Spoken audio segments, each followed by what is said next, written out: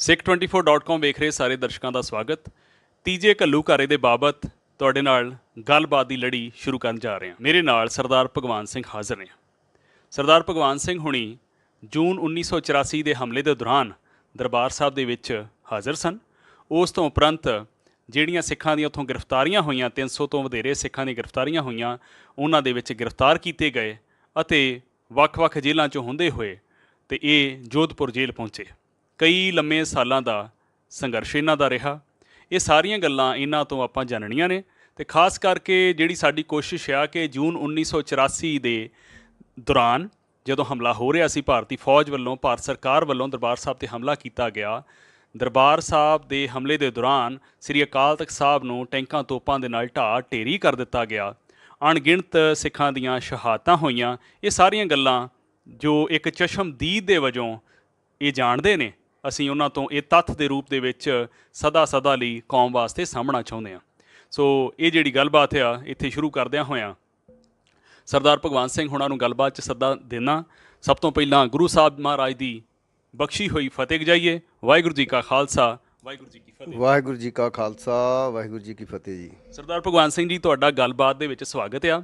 ਆਪਾਂ ਗੱਲ ਇੱਥੋਂ ਸ਼ੁਰੂ ਕਰੀਏ ਕਿ ਤੁਸੀਂ, ਜਿਵੇਂ ਕਿ ਆਪਾਂ ਸਾਰੇ ਇਹਨਾਂ ਦੇ ਪਿਛੋਕੜ ਬਾਰੇ ਜਾਣਦੇ ਹਾਂ ਕਿ ਇਹ ਕਾਰ ਸੇਵਾ ਸੰਪਰਦਾ ਬਾਬਾ ਸੀਸਾ ਸਿੰਘ ਜੀ ਜਿਹੜੇ ਹਜ਼ੂਰ ਸਾਹਿਬ ਵਾਲੀ ਕਾਰ ਸੇਵਾ ਵਾ ਉਹਦੇ ਨਾਲ ਸੰਬੰਧਿਤ ਸਨ ਅਤੇ ਦਰਬਾਰ ਸਾਹਿਬ ਜਦੋਂ ਪਹੁੰਚਦੇ ਆ ਉੱਥੇ ਕੀ ਮਾਹੌਲ ਵਾਪਰਿਆ ਉਹ ਵੀ ਸਾਰੀਆਂ ਆਪਾਂ ਗੱਲਾਂ ਸੁਣਨੀਆਂ ਜਾਣਨੀਆਂ। ਅਤੇ ਤੁਸੀਂ ਕਾਰ ਸੇਵਾ ਸੰਪਰਦਾ ਦੇ ਨਾਲ, ਹਜ਼ੂਰ ਸਾਹਿਬ ਵਾਲੀ ਸੰਪਰਦਾ ਦੇ ਨਾਲ ਕਦੋਂ ਜੁੜਦੇ ਹੋ? ਇਹ ਆਪਣੇ ਮੁੱਢ ਦੇ ਰੂਪ ਦੇ ਵਿੱਚ ਜਿਹੜਾ ਤੁਹਾਡਾ ਧਾਰਮਿਕ ਸਫ਼ਰ ਸ਼ੁਰੂ ਹੁੰਦਾ ਉਹਦੇ ਬਾਰੇ ਦੱਸੋ।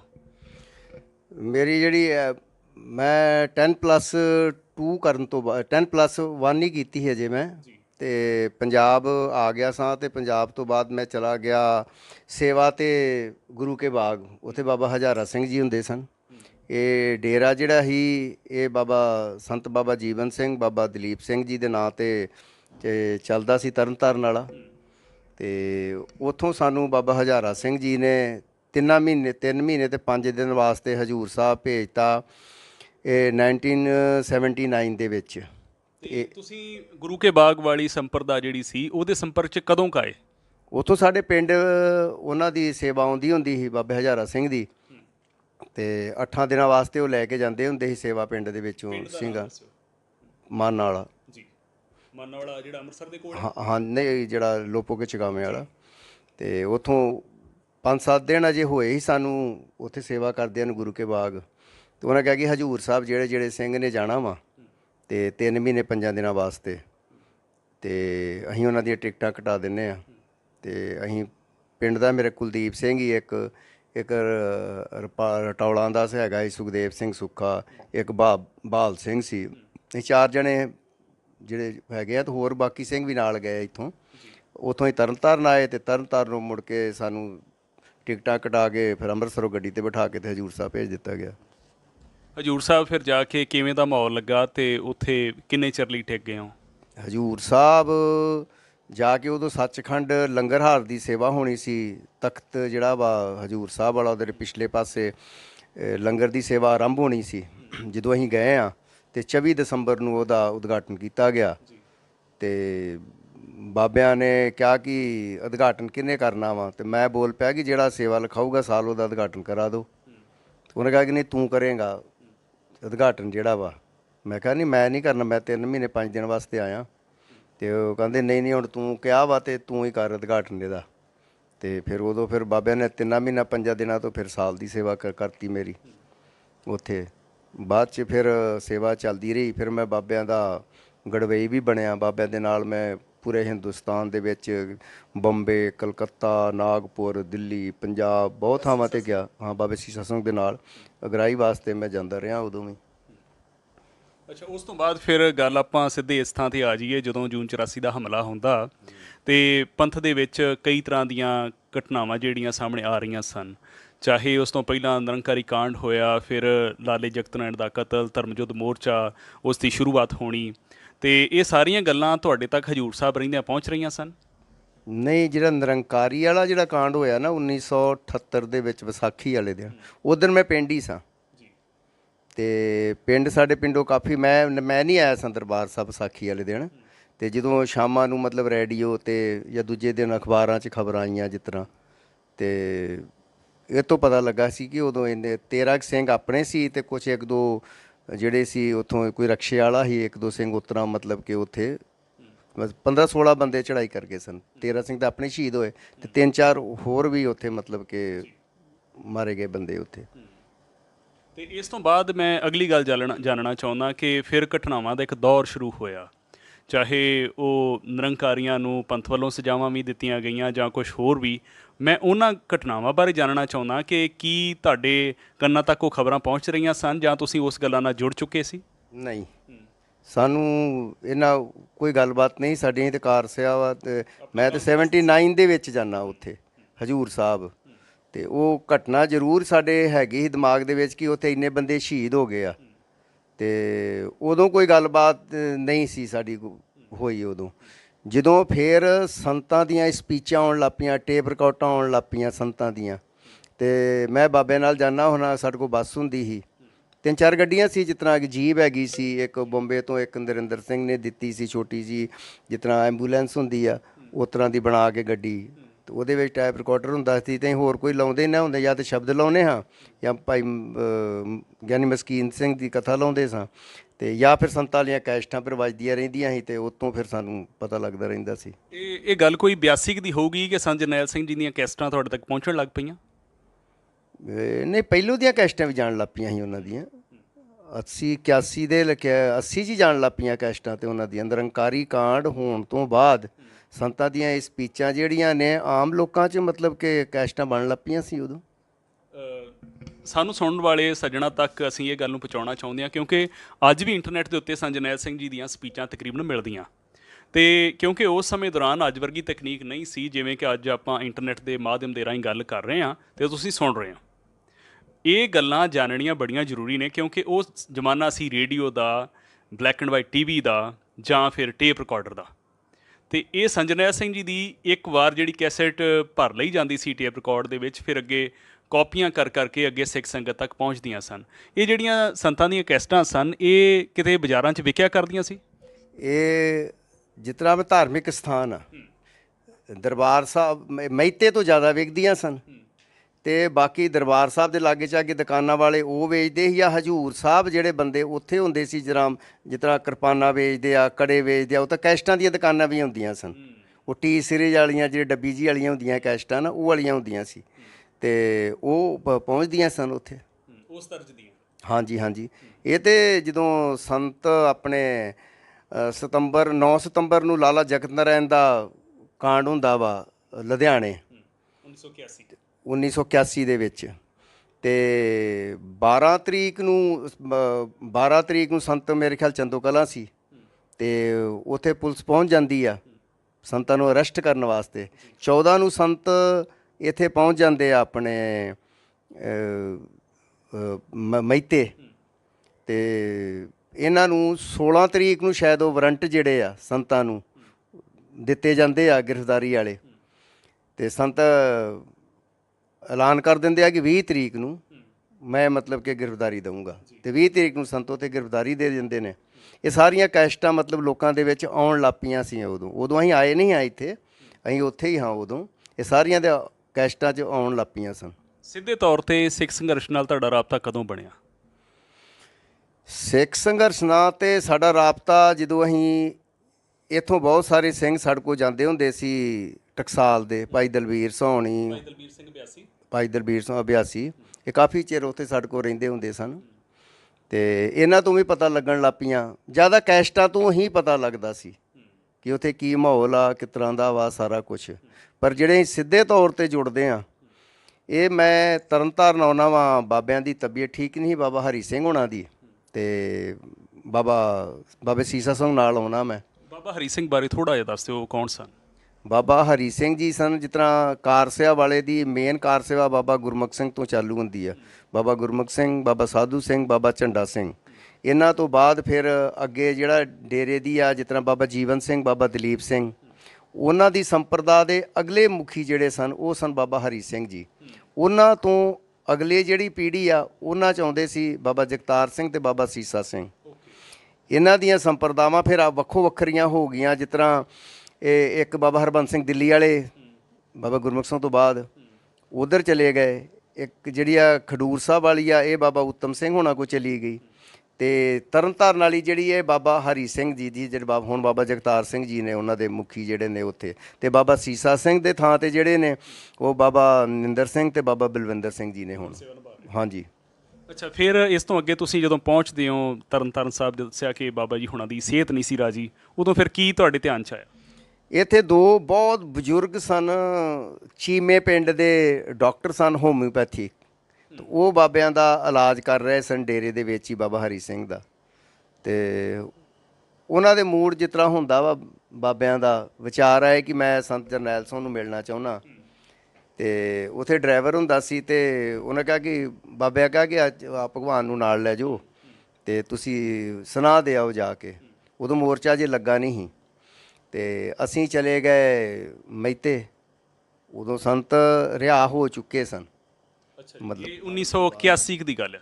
81 ਨਹੀਂ, ਮੇਰੇ ਖਿਆਲ 82 ਦੀ ਗੱਲ ਹੋਊਗੀ। ਮਤਲਬ ਸੰਤ ਫੜਨ ਤੋਂ ਬਾਅਦ ਅੱਜ 81 ਦੀ, ਹਾਂ ਰਿਹਾ ਹੋ ਗਏ 81 ਦੀ ਗੱਲ ਹੀ ਹੋਊਗੀ। ਹਾਂ। ਅਤੇ ਅਸੀਂ ਮਹਿਤੇ ਜਾਂਦੇ ਹਾਂ, ਅਤੇ ਮਹਿਤੇ ਸਾਡੇ ਸਿੰਘ ਕਾਫੀ ਬੱਚੇ ਸੀ ਜਿਹੜੇ ਪੜ੍ਹਦੇ ਹੁੰਦੇ ਸੀ ਉੱਥੇ। ਅਤੇ ਉਹਨਾਂ ਨੂੰ ਪੁੱਛਿਆ ਕਿ ਮੇਨ ਬੰਦਾ ਇੱਥੇ ਮਿਲਣਾ ਕਿਸੇ ਅਸੀਂ ਜਥੇਦਾਰ ਨੂੰ ਜਾਂ ਸਿੰਘ ਨੂੰ, ਤਾਂ ਉਹਨਾਂ ਫਿਰ ਸਾਹਮਣੇ ਤੁਰੇ ਆਉਂਦੇ ਸੀ ਬਾਬਾ ਠਾਰਾ ਸਿੰਘ ਹੋਣੀ। ਉਹਨਾਂ ਨਾਲ ਸਾਡੀ ਮੁਲਾਕਾਤ ਹੋ ਗਈ। ਉਹਨਾਂ ਸਾਨੂੰ ਫਤਿਹ ਬੁਲਾਈ, ਅਸੀਂ ਵੀ ਫਤਿਹ ਬੁਲਾਤੀ। ਆਂਦੇ ਹਾਂਜੀ ਸਿੰਘੋ ਕਿੱਥੋਂ ਆਏ ਜੇ ਅਤੇ ਕੰਮ ਦੱਸੋ। ਇਹ ਕਿਹਾ ਕਿ ਅਸੀਂ ਤਰਨਤਾਰਨ ਵਾਲੇ ਡੇਰਿਓਂ ਆਏ ਹਾਂ, ਅਤੇ ਸੰਤਾਂ ਦਾ ਸੁਨਾਹ ਸੀ ਬਾਬਾ ਹਰੀ ਸਿੰਘ ਹੋਣਾ ਦਾ ਕਿ ਸੰਤਾਂ ਨੂੰ ਮਿਲਣਾ, ਦਰਸ਼ਨ ਕਰਨੇ ਉਹਨਾਂ ਦੇ। ਅਤੇ ਉਹ ਆਂਦੇ ਸੰਤ ਤੇ ਗਏ ਨੇ ਪ੍ਰਚਾਰ 'ਤੇ ਇਸ ਵੇਲੇ। ਅਸੀਂ ਕਿਹਾ ਪਿੰਡ ਦੱਸ ਦਿਓ ਕਿੱਥੇ ਹੋਣਗੇ, ਅਸੀਂ ਉੱਥੇ ਮਿਲ ਲੈਂਦੇ, ਜੇ ਗੱਡੀ ਸਾਡੇ ਕੋਲ ਹੈਗੀ ਸੀ। ਅਤੇ ਆਂਦੇ ਨਹੀਂ, ਫਿਰ ਉਹ ਤੁਹਾਨੂੰ ਪਤਾ ਨਹੀਂ ਲੱਗਣਾ ਕਿੱਥੇ ਨੇ ਉਹ, ਉਦੋਂ ਫੋਨ 'ਤੇ ਹੁੰਦੇ ਨਹੀਂ ਸੀ। ਅਤੇ ਉਹ ਇੱਕ ਪਿੰਡ, ਦੂਜੇ ਪਿੰਡ, ਤੀਜੇ ਪਿੰਡ, ਮਤਲਬ ਗਾਂਹ ਦੀ ਗਾਂਹ ਪ੍ਰਚਾਰ ਕਰਕੇ ਪ੍ਰੋਗਰਾਮ ਚਾਹੁੰਦੇ। ਹੁਣ ਕਿਹੜੇ ਪਿੰਡ ਹੋਣਗੇ ਇਹ ਮੈਂ ਕਨਫਰਮ ਨਹੀਂ ਕਰ ਸਕਦਾ। ਅਤੇ ਜਦੋਂ ਸ਼ਾਮੀ ਆਉਣਗੇ ਤਾਂ ਮੈਂ ਸੰਤਾਂ ਨੂੰ ਤੁਹਾਡਾ ਸੁਨਾਹ ਦੇ ਦਿਆਂਗਾ, ਅਤੇ ਤੁਸੀਂ ਜਾ ਸਕਦੇ ਜੇ ਜਾਣਾ ਹੋਵੇ। ਅਤੇ ਥੋੜ੍ਹਾ ਜਿਹਾ ਰੁਕ ਕੇ ਦੱਸਿਓ ਕਿ ਬਾਬਾ ਠਾਰਾ ਸਿੰਘ ਉਸ ਟਾਈਮ ਦਮਦਮੀ ਟਕਸਾਲ ਦੇ ਅਸਥਾਨ ਦੀ ਜਿਹੜੀ ਸਾਂਭ ਸੰਭਾਲ ਦੀ ਸੇਵਾ ਨਿਭਾ ਰਹੇ ਸਨ? ਨਹੀਂ, ਉਹ ਕੀ ਕਰ ਰਹੇ ਸੀ ਮੈਨੂੰ ਨਹੀਂ ਪਤਾ। ਜਦੋਂ ਮੁਲਾਕਾਤ ਬਾਬੇ ਠਾਰਾ ਸਿੰਘ ਨਾਲ ਹੁੰਦੀ ਆ, ਅਤੇ ਆਮ ਸਿੰਘਾਂ ਵਾਂਗ ਉਹ ਵੀ ਹੋਣਗੇ ਜਿਸ ਤਰ੍ਹਾਂ ਦੂਜੇ ਸੇਵਾਦਾਰ ਹੁੰਦੇ ਆ, ਜਥੇਦਾਰ ਹੁੰਦੇ ਆ ਉੱਥੇ। ਹਾਂ। ਅਤੇ ਜਦੋਂ ਅਸੀਂ ਚਲੇ ਗਏ, ਅਤੇ ਜਦੋਂ ਆਏ ਨੇ ਸੰਤ ਆਉਂਦੇ ਆ, ਕਿਉਂਕਿ ਬਾਅਦ ਸਾਡੀ ਸਿੰਘਾਂ ਨਾਲ ਗੱਲਬਾਤ ਹੋਈ ਨਾ ਕਿ ਕਿਵੇਂ ਤੁਸੀਂ ਆਏ ਹੋ, ਕਿਸ ਤਰ੍ਹਾਂ ਗੱਲਬਾਤ ਹੋਈ। ਅਤੇ ਉਹ ਹੈਗਾ ਮੁਖਤਿਆਰ ਸਿੰਘ ਮੁਖੀ ਆ, ਅਤੇ ਉਹਨੇ ਦੱਸਿਆ ਜਾਂ ਸਾਡੇ ਕੋਲ ਭਾਈ ਦਲਬੀਰ ਸੋਹਣੀ ਸੀ, ਸਵਰਨ ਸੋਹਣੀ ਸੀ, ਸੁਰਜੀਤ ਸੋਹਣੀ, ਕਾਫੀ ਸਿੰਘ ਸੀ, ਰਾਮ ਸੋਹਣੀ ਹੈਗੇ ਸੀ ਸੁਲਤਾਨਪੁਰ ਵਾਲੇ।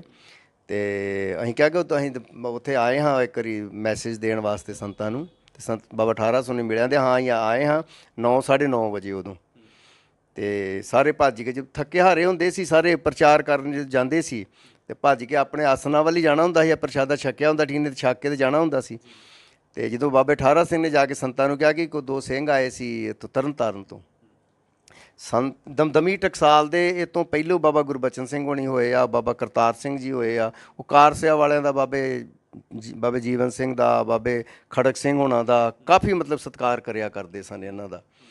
ਅਤੇ ਉਹ ਕਹਿੰਦੇ ਨਹੀਂ ਆਪਾਂ ਹੁਣੇ ਜਾਣਾ ਵਾ। ਅਤੇ ਉਹ ਰਾਤ ਹੀ ਸਾਡੇ ਕੋਲ 12-1 ਵਜੇ ਸਾਡੇ ਕੋਲ ਪਹੁੰਚ ਗਏ। ਤੁਸੀਂ ਫਿਰ ਉਸ ਦਿਨ ਪਹਿਲੀ ਵਾਰ ਦਰਸ਼ਨ ਕੀਤੇ ਸੰਤਾਂ ਦੇ ਜਾਂ ਪਹਿਲਾਂ ਵੀ ਕੀਤੇ ਸਨ?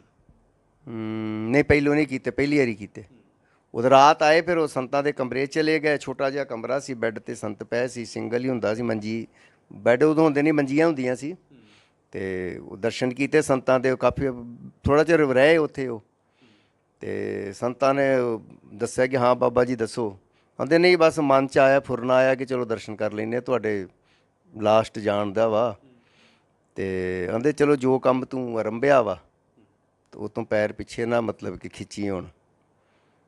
ਅਤੇ ਫਿਰ ਸੰਤਾਂ ਦੀ ਗੱਲਬਾਤ ਹੋਈ ਉੱਥੇ। ਬਾਕੀ ਸਿੰਘਾਂ ਨੇ ਪ੍ਰਸ਼ਾਦਾ ਛਕਿਆ, ਗਰਮ ਜਲ ਪੀਤਾ ਉੱਥੋਂ, ਅਤੇ ਵਾਪਸ ਆ ਗਈਆਂ ਗੱਡੀਆਂ ਉਹਨਾਂ ਦੀਆਂ। ਬਸ ਉੱਥੇ ਇਹ ਯਾਦ ਆ ਕਿ ਅੱਗੋਂ ਸੰਤ ਜਰਨੈਲ ਸਿੰਘ ਹੋਣਾ ਕੀ ਕਿਹਾ? ਨਹੀਂ, ਉਹਨਾਂ ਦੇ ਸਤਬਤ ਨਹੀਂ ਕਹਿਣਾ ਸੀ, ਅੱਗੋਂ ਹੋਰ ਉਹਨਾਂ ਕੀ ਕਹਿਣਾ ਸੀ ਉਹਨਾਂ ਨੇ। ਬਾਬਾ ਹਰੀ ਸਿੰਘ ਉਮਰ 'ਚ ਵੱਡੇ ਸਨ? ਕਾਫੀ ਵੱਡੇ ਸਨ, ਕਾਫੀ ਵੱਡੇ ਸਨ, ਮਤਲਬ ਕਿ ਹਾਂ। ਤੇ ਬਾਬਾ ਸੀਸਾ ਸਿੰਘ ਜੀ ਵੀ ਲਾਗੇ ਖਲੋਤੇ ਸੀ, ਬਾਬਾ ਜਗਤਾਰ ਸਿੰਘ ਹੁਣ ਵੀ ਲਾਗੇ ਖਲੋਤੇ ਸੀ। ਉਹਨਾਂ ਦੇ ਉਹ ਦੋ ਡਾਕਟਰ ਸੀ ਚੀਮਿਆਂ ਦੇ, ਬਹੁਤ ਬਜ਼ੁਰਗ ਸਨ। ਉਹ ਵੀ ਮੈਂ ਕਿਹਾ 80-85 ਸਾਲ ਦੀ ਏਜ ਉਹਨਾਂ ਦੀ ਵੀ ਹੈਗੀ ਸੀ। ਉਹਨਾਂ ਵੱਡੀਆਂ ਵੱਡੀਆਂ ਕਿਤਾਬਾਂ ਰੱਖੀਆਂ ਸੀ, ਉਹ ਤੋਂ ਵੇਖ ਕੇ ਜਿੱਦਾਂ ਹੁਣ ਆਪਾਂ ਆਕਸੀਜਨ ਲਾ ਦਿੰਦੇ ਹਾਂ, ਤੇ ਬਾਬਿਆਂ ਨੂੰ ਜਦੋਂ ਸਾਹ ਦੀ ਪ੍ਰੋਬਲਮ ਹੁੰਦੀ ਸੀ, ਉਹ ਛੋਟੀ ਜਿਹੀ ਸੀਸੀ 'ਚੋਂ ਪਾਣੀ ਜਿਹਾ ਕੱਢ ਕੇ ਤੇ ਰੂੰ 'ਤੇ ਲਾ ਕੇ ਉਹਨਾਂ ਦੇ ਨੱਕ ਨੂੰ ਲਾਉਂਦੇ ਸੀ, ਤੇ ਥੋੜ੍ਹੇ ਚਿਰ ਬਾਅਦ ਸਾਹ ਠੀਕ ਹੋ ਜਾਂਦਾ ਹੁੰਦਾ ਸੀ। ਤੇ ਬਸ ਉਦੋਂ ਹੀ ਮੁਲਾਕਾਤ ਹੋਈ, ਪਹਿਲੀ ਮੁਲਾਕਾਤ ਸੰਤ ਜਰਨੈਲ ਸਿੰਘ ਨਾਲ। ਇਸ ਤੋਂ ਬਾਅਦ ਫਿਰ ਗੱਲ ਕਿਵੇਂ ਤੁਰਦੀ ਆ ਅਗਾਂਹ ਦੀ ਗਾਂਹ? ਇਸ ਤੋਂ ਬਾਅਦ ਕਿਉਂਕਿ ਜਿਹੜੇ ਸ਼ਰਧਾਲੂ ਸੀ ਨਾ, ਸਾਡੇ ਸੰਤਾਂ ਦੇ ਹੋਣ ਜਾਂ ਸਾਡੇ ਹੋਣ, ਕਾਰਸਿਆ ਵਾਲਿਆਂ ਦੇ ਇੱਕੋ ਹੀ ਬੰਦੇ ਹੁੰਦੇ ਸੀ। ਜਿਵੇਂ ਬੰਬੇ ਜਾਂਦੇ ਹਾਂ, ਕਲਕੱਤੇ ਜਾਂਦੇ ਹਾਂ, ਤੇ ਉਹਨਾਂ ਬੰਦਿਆਂ ਕੋਈ ਜਾਣਾ ਹੁੰਦਾ ਜਿਹੜੇ ਉੱਥੇ ਟਰਾਂਸਪੋਰਟਰ ਹੀ, ਫੈਕਟਰੀਆਂ ਵਾਲੇ ਸੀ, ਤੇ ਉੱਥੇ ਵੀ ਗੱਲਾਂ ਬਾਤਾਂ ਹੁੰਦੀਆਂ ਰਹਿੰਦੀਆਂ ਸੀ। ਸੰਤਾਂ ਦੀ ਹੋ ਗਈ, ਸਾਡੀਆਂ ਉਹਨਾਂ ਕੋਲ ਹੁੰਦੀਆਂ, ਉਹਨਾਂ ਦੀਆਂ ਸਾਡੇ ਕੋਲ ਹੁੰਦੀਆਂ ਸੀ। ਅਸੀਂ ਫਿਰ ਹਜੂਰ ਸਾਹਿਬ ਸਾਂ ਉਦੋਂ, ਤੇ ਸੰਤ ਰਿਹਾਅ ਹੋਣ ਤੋਂ ਬਾਅਦ ਜਦੋਂ ਅਰੈਸਟ ਹੁੰਦੇ ਆ ਇੱਥੇ ਮਹਿਤੇ, ਤੇ ਹਜੂਰ ਸਾਹਿਬ ਜਥੇ ਦੇ ਨਾਲ ਜਾਂਦੇ ਆ ਬੰਬੇ ਜਾਣ ਤੋਂ ਪਹਿਲੋਂ। ਤੇ ਉਦੋਂ ਮੁਲਾਕਾਤ ਹੁੰਦੀ ਆ ਕਿ ਸੰਤਾਂ ਦੇ ਨਾਲ 4-5 ਸਿੰਘ ਸਨ, ਗੁਰਮੁਖ ਸਿੰਘ ਹੋਣਗੇ, ਬਾਕੀਆਂ ਨੂੰ ਨਹੀਂ ਪਛਾਣਦਾ, ਪਰ ਰਾਮ ਸਿੰਘ ਨੂੰ ਮੈਂ ਪਛਾਣਦਾ ਹਾਂ, ਜਿਹੜੇ ਆਪਣੇ ਸੁਲਤਾਨਪੁਰ ਵਾਲੇ ਸਨ ਜਿਹੜੇ। ਤੇ ਉਦੋਂ ਜਦੋਂ ਗਦਾਵਰੀ ਵੱਲੋਂ ਆ ਰਹੇ ਸੀ ਇਸ਼ਨਾਨ ਕਰਕੇ, ਤੇ ਮੈਂ ਉੱਥੇ ਖੜਾ ਸਾਂ, ਤੇ ਮੈਂ ਫਤਿਹ ਬੁਲਾਈ ਸੰਤਾਂ ਨੂੰ, ਤੇ ਸੰਤਾਂ ਨੇ ਫਤਿਹ ਦਾ ਜਵਾਬ ਦੇ ਦਿੱਤਾ। ਤੇ ਬਾਬਿਆਂ ਬਾਰੇ ਪੁੱਛਿਆ ਕਿ ਬਾਬਾ ਜੀ ਕਿੱਥੇ ਨੇ? ਮੈਂ ਕਿਹਾ ਕਿ ਬਾਬਾ ਜੀ ਤੇ ਇੰਗਲੈਂਡ ਗਏ ਨੇ ਉਦੋਂ। ਹਾਂਜੀ। ਤੇ ਉਹਨਾਂ ਤੋਂ ਦੂਜੇ ਨੰਬਰ 'ਤੇ ਹੀ ਬਾਬਾ ਛਿੰਦਰ ਸਿੰਘ ਮੰਤ ਕਹਿੰਦੇ ਸਨ ਉਹਨਾਂ ਨੂੰ। ਤੇ ਮੈਂ ਕਿਹਾ ਕਿ ਉਹਨਾਂ ਨਾਲ ਮੁਲਾਕਾਤ ਕਰਾ ਦਿੰਦੇ ਤੁਹਾਡੀ। ਹੋਰ ਤੁਹਾਨੂੰ ਅਗਰ ਕੋਈ ਪ੍ਰੋਬਲਮ ਰਹਿਣ ਦੀ, ਇੱਥੇ ਕਮਰੇ ਦੀ, ਕੋਈ ਸਮਾਨ ਦੀ, ਕਿਸੇ ਤਰ੍ਹਾਂ ਦੀ ਵੀ, ਉਹ ਅਸੀਂ ਉਪਲਬਧ ਕਰਾ ਦਾਂਗੇ, ਕੋਈ ਗੱਲ ਨਹੀਂ। ਆਂਦੇ ਨਹੀਂ ਸਮਾਨ ਸਮੂਨ ਉਹਦੀ ਕੋਈ ਪ੍ਰੋਬਲਮ ਨਹੀਂ ਗੀ। ਤੇ ਚਲੋ ਠੀਕ, ਆਪਾਂ ਮਿਲਦੇ ਹਾਂ। ਤੇ ਦੂਸਰੇ ਦਿਨ ਫਿਰ ਕੀ ਹੋਇਆ ਕਿ ਸਵੇਰੇ ਅਸੀਂ ਸੱਚਖੰਡ ਆ ਉਦਣ, ਤੇ ਆਪਣੇ ਦਲਬੀਰ ਸੋਹਣੀ ਭਲਵਾਨ ਜਿਹੜੇ ਆ, ਉਹ ਸ਼ਹੀਦ ਹੋ ਗਿਆ ਇੱਥੇ ਹੀ। ਤੇ ਉਹ ਸਿੰਘ 8-10 ਸਿੰਘ, ਕੋਈ ਵੱਡੀ ਜਿਹੀ ਇਮਾਰਤ ਸੀ, ਤੇ ਉਹਦੀ ਮਤਲਬ ਢਾਹ ਢਵਾਈ ਕਰ ਰਹੇ ਸਨ। ਸਮਾਨ ਕੋਈ ਬਣ ਰਹੀ ਸੀ, ਕੋਈ ਢੱਟ ਰਹੀਆਂ ਸਨ, ਇਸ ਤਰ੍ਹਾਂ ਹੀ। ਤੇ ਜਦੋਂ ਵੇਖਿਆ ਸੰਤਾਂ ਨੂੰ, ਉਦੋਂ ਸਿੰਘ ਉਤਰ ਕੇ ਆ ਗਏ ਸਾਰੇ, ਤੇ ਫਤਿਹ ਬੁਲਾਈ ਸੰਤਾਂ ਨੂੰ। ਤੇ ਮੁੜਕੋ ਮੁੜਕੀ ਤਾਂ ਹੋਏ ਹੁੰਦੇ ਸੀ ਜੀ ਕੰਮ ਕਰਦਿਆਂ।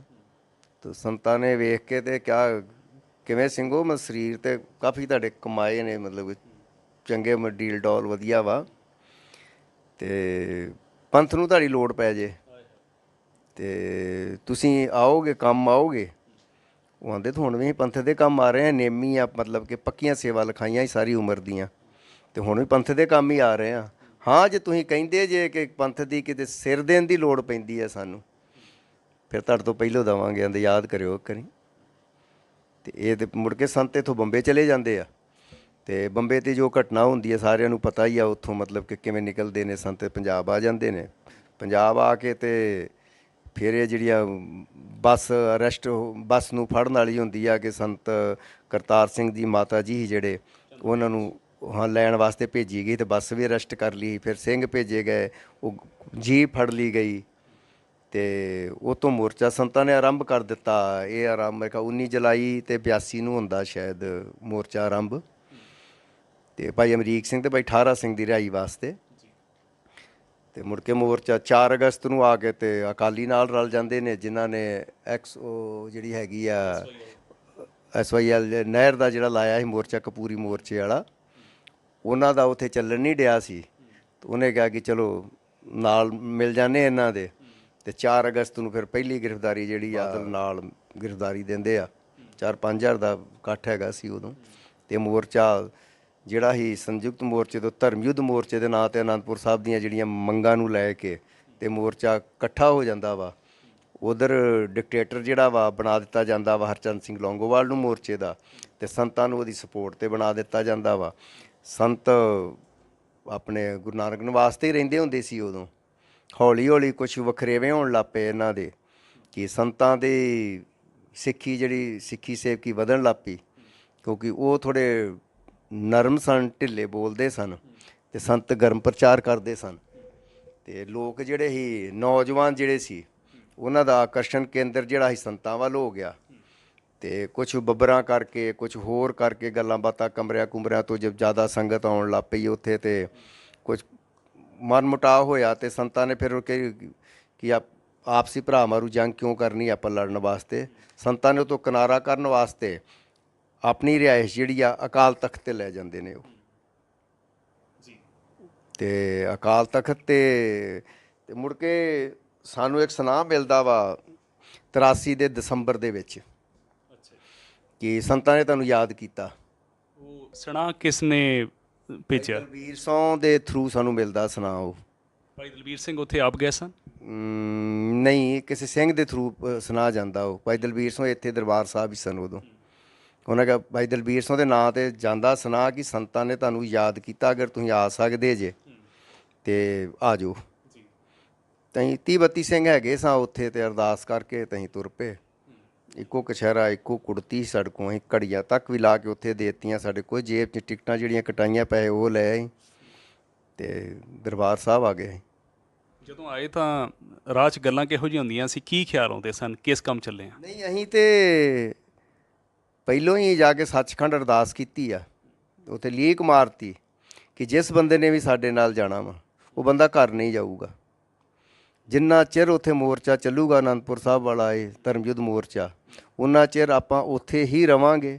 ਜਦੋਂ ਇਹ ਮੋਰਚਾ ਫਤਿਹ ਹੋ ਗਿਆ ਉਹਦੇ ਬਾਅਦ ਅਸੀਂ ਵਾਪਸ ਹਜ਼ੂਰ ਸਾਹਿਬ ਆਵਾਂਗੇ। ਉਹਦੇ ਬਾਅਦ ਜਿਹਨੇ ਜਿੱਥੇ ਜਾਣਾ ਜਾ ਸਕਦਾ, ਪਰ ਅਸੀਂ ਤਾਂ ਪੱਕੇ ਹੀ ਹਾਂ ਹਜ਼ੂਰ ਸਾਹਿਬ ਦੇ ਹੀ ਹਾਂ।